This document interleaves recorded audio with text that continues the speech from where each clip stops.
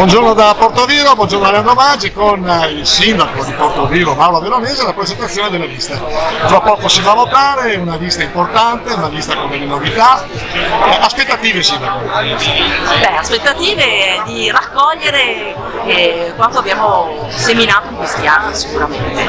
Poi se devo dire una cosa che mi fa particolarmente piacere è il fatto di presentare oggi in questa parte un po' più in difficoltà della nostra città, ma che presto verrà rilanciata grazie al piano particolareggiato che andiamo a presentare questa settimana, presentare appunto il cuore della mia lista, che è una lista composta quindi in ragione proprio di metà uomini e metà donne, quindi questa è un vanto particolare. Ecco, sui social abbiamo visto che si è arrivata qualche sassolino delle scarpe. Non tanti. Ma abbastanza.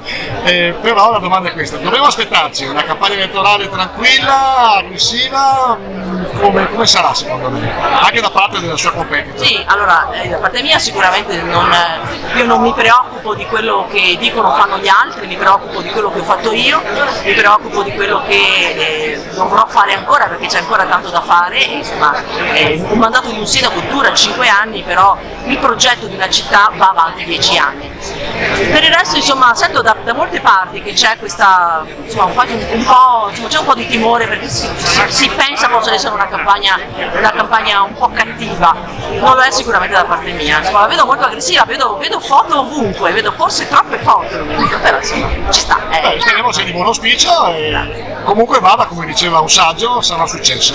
Ah beh certo, l'elemento poi della partecipazione all'interno della vita amministrativa è di per sé un successo, quindi sicuramente sì.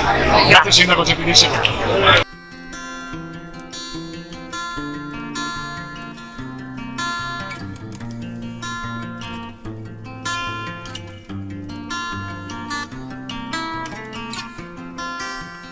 Moreno Mancini, vice sindaco, e si ripresenta con questa lista Mauro Veronese. Aspettative, vice sindaco? Le aspettative, come vedi, sono ottime. La gente mi sembra abbia capito che si può continuare con un buon sindaco, come l'ho capito io. D'altronde però un in bocca al lupo a tutti io lo faccio.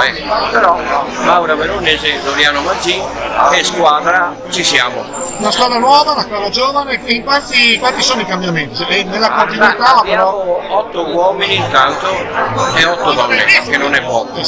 E persone entrate nuove con entusiasmo ne abbiamo circa metà. Perfetto. Comunque vada, come ha detto il sindaco, sarà successo.